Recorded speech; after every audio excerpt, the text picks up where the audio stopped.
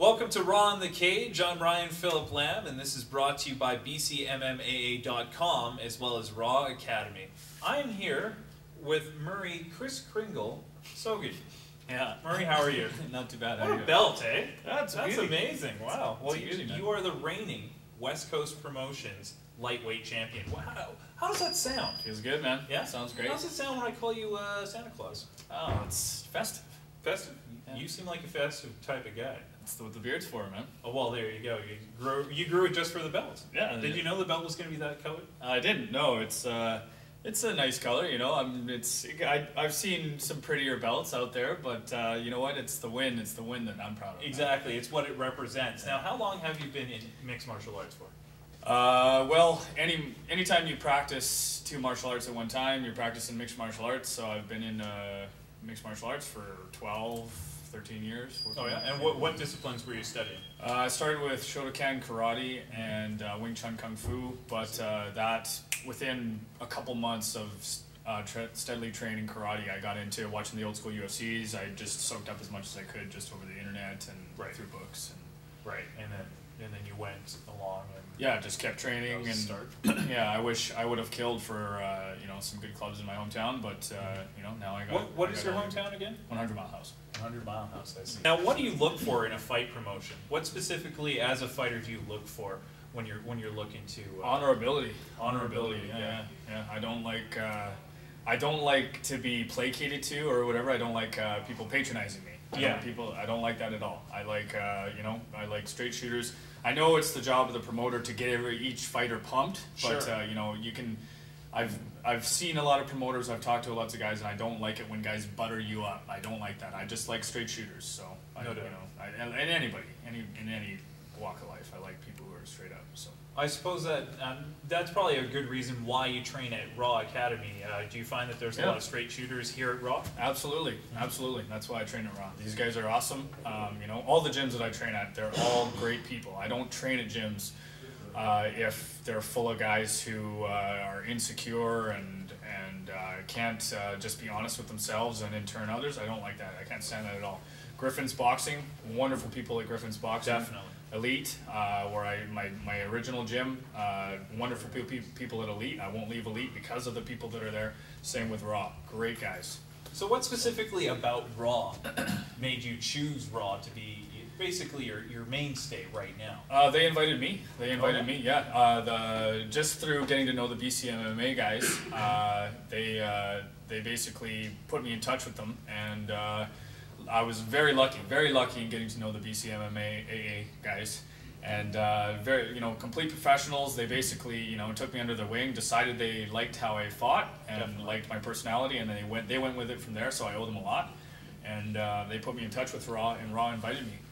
Which is, I think, you know, really respectful. I thought they were really respectful about how they did it, and they didn't try and steal me from another gym or anything. They just said, hey, we really like you. We want you to train here. If you want to train here, we'd be more than happy to have you. And so, you know, just an honor. That's excellent. What do you think gives Raw the edge as far as a training facility is concerned? Well, the cage we're standing in is a big help. The ring, and the coaching. The instruction's amazing. I mean, Frank is, you know, high-level, world-class coaching, right? And Paul. Frank Mensa? Yeah, Frank Mensa, that's right. And Paul as well. Crew, the Muay Thai guy that they have in for stand-up, and Tony as well. Great guys, good instruction, and honor, you know, no BS. I can't stand insincerity, so these guys are good people. Excellent. Now, take me back to the fight. Of course, now you're the champion, so you went through a battle, a 5-round battle. Tell us a little bit about what it was like going into the ring. It was a struggle. Right before basically my entrance, I wasn't mentally ready. I wasn't mentally ready leading up to it. I was struggling with anxiety coming up to the fight. There was some stuff going on in my life that I also was just kind of, you know, not sure about. And but luckily, you know, with the help of the guys in my corner, Jeff, Frank, Tim, they got me right before my music hit. I got right in the right where you need to be. You need to be ready to just lay it all on the line, leave it all in the ring. You can't have any self-preservation worries in a fight, right? And well, you gotta have some. I mean, I showed it in my fight. Certainly. I didn't just bang and slug it out. Well, that's one of the interesting things about this particular fight. You're well renowned for being a banger, if you don't mind me saying so. Yet, you had a decided advantage in the takedown department. Now, what is this newfound lease in your fighting career? Well, obviously, Raw had a lot to do with it, for sure. I do, any of the fights that I've been in my past, I have, not the ones, maybe not the ones that were professional or what have you, but I have used wrestling and grappling before in the past. But there's a difference between knowing wrestling and knowing how effective it is, and then training with guys who are world-class wrestlers and being able to then impart their skills to you. A huge difference. So my game plan before I even was a sure thing training at Raw was to strike and use lots of takedowns and throws to keep them guessing, right? Like, if you look at like Fedor Nogueira in the third fight, that's what he did. He struck, throw. You strike a guy and dump him on his head. He's always thinking about what you're going to do. So that's what I wanted to do anyway. Just the guys at Raw really, they pushed me to do that, and it's their technique that helped me really do that as well. And in fact, actually, obviously the the guys at Raw are world class, but my coach Ali at Elite, he's actually quite a good wrestler too. His brother, he competed on the national team in Iran as a kickboxer. Wow. And his brother competes, I think he's gone to the Olympics for Iran, so through osmosis he's picked up some wrestling skills too. So he's actually quite a good wrestler too. He can chuck me on my head, and he's got some great belly-to-belly suplexes that you don't even know they're coming, and then you're just like, boom! Suddenly you're on your ass. Yeah, it's great. For sure. So. Well, I mean, Iranian kickboxing, that's quite the pedigree. You've mentioned in the past that you were really interested in getting the KO.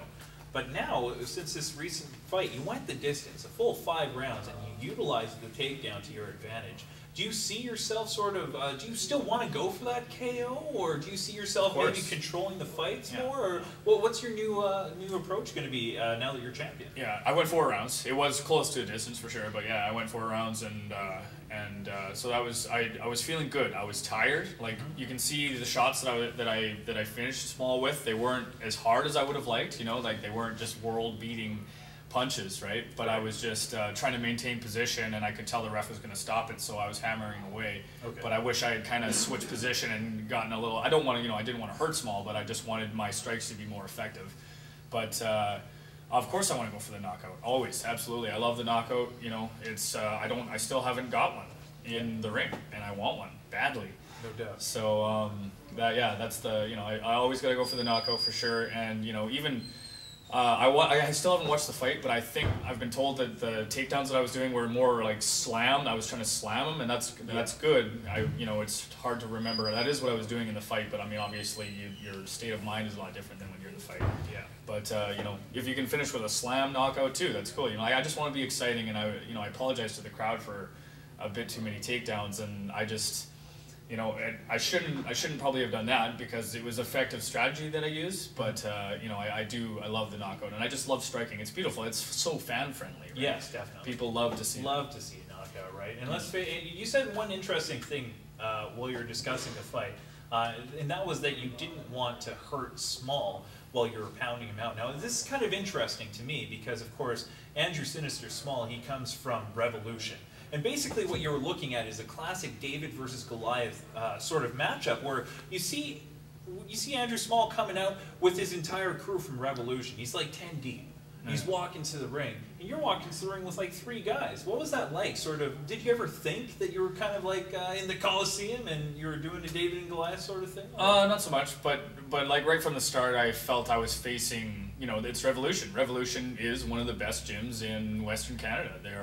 I've gone there for, I think, a grappling tournament way back in the day that I got my ass kicked in. But I've seen their facility. It's, they're professionals, and I know that Pele used to teach there, and I have a lot of respect for a guy like Pele. And, I know they're a big gym. And so I was kind of viewing it like that anyway already. Right. So, I don't know, I mean, Small was, he was a little bit bigger than I expected, but no, it's... Not like the name at all. Yeah, no, yeah, exactly, yeah. It's, no, it's just, a scrap's a scrap, though, that's the thing. It doesn't matter how big an entourage you come to the ring with. When you're in the ring, when I try and focus on having the mentality that when someone's put in the ring, they're put in there with me. They're in trouble. This is my ring. You're in here with me, buddy. Like, now you're mine. You know, your gym, your pedigree, all the guys from behind, they backed you up. But until this moment, you know, now you're alone with me, and now I can apply my trade. So. You see, that's an interesting point that you bring up. Whenever you enter the ring or the cage, it is your ring or your cage. Now, I think that might have changed just a little bit, because after the fight, your mother actually joined you to sort of celebrate in the title victory. Tell us a little bit about what it was like to have your mother there for your championship win. It was great. I love my mommy. She's awesome. My whole family was there, which was sweet too. They were just pumped. You know, they've always known that I've been into the martial arts and stuff, and I've been talking about for a long time that I wanted to compete, and I have done all kinds of competitions, but this is obviously the highest level competition that I've really done. And yeah, no, it was just great having my family there, and I'm just the best thing I've derived from this is not this thing. It's the relationships that I've created, and then the experience that I can give to people. You know, even just the guys that I've trained with, my friends and family who came to watch me fight, they got as much enjoyment out of it as I did. You know, obviously I'm totally happy with my performance. I beat a super tough guy. Yeah. And you know, you're always happy about, you know, whenever you set a goal and achieve it, you become, you know, there's a deep satisfaction from that. Mm-hmm. But another deep satisfaction that you get is just being able to provide that experience for other people. They're in the cage with you. Yeah. Everybody in the crowd is living vicariously through what's going on in the ring, right? Oh yeah. And especially when you know somebody personally and you want to see them succeed, it's you know, it's like for them, it's like you're in there. I know, for example, I watch videos of myself and I already know the outcome of the fight. It's an old fight of myself, and I still get nervous and excited, right? Like, so definitely. It's just great to be able to impart that experience to other people. So. Well, speaking of other people, friends and family, do you have any shout-outs that you'd like to give our viewing public? Oh yeah, absolutely. There's so many people. I owe my success to you know, to the people that I've trained with, for sure. All the gyms, obviously. Griffin's, Elite, Raw, my jiu-jitsu coach Raz, who I'm looking forward to train with more often. The BC MMA guys, the MMA guy, you know, these guys have totally helped me. You know, anybody I've trained with, anybody who's pushed me at all, I owe, you know, my allegiance to, and it's just sweet. I'm just having fun, man. This is so much fun. Anybody who gets uptight about this kind of stuff is, I don't know where they're coming from, because we're simulating a fight to the death in front of a crowd of people. We're simulating a fight to the death. You don't need to be any more dour or badass. You know, you don't need to walk around with a chip on your shoulder. Everybody already knows you're hardcore. You're in there simulating a fight to the death. So, you know, why not be friendly and happy about it? So. That sounds great. Now, Murray, do you think the nickname will stick? Showtime. Chris Kringle? Yeah, Chris Kringle. I mean, I'm trying to. Although the BC MMA guys gave me Showtime, which is a great Showtime, my buddies loved it. I felt guilty having the name Showtime because of the Anthony Pettis, right? Yeah. So I'm kind of right from here on in, for now anyway. I'm the artist formerly known as Showtime, and you know, anybody comes up with any good nicknames, they can bring it, right? So you know, I appreciate any kind of good ideas and stuff. But for now, I'm the artist formerly known as Showtime until I do something. If I can do something flashier than Pettis, then I can reclaim the name Showtime. But for right now, I'm sorry, I can't take it. Chris Kringle, I like it, although it matches the belt. I'm gonna have to hold off on Chris Kringle at least until maybe I put on a little weight. All right, well, fair enough. Well, you already got the beard. Yeah, the beard. Yeah, wait till it grows a little longer, it gets gray. The artist formerly known as Showtime, Murray Sogen. Murray, thanks for your time. Cheers, man.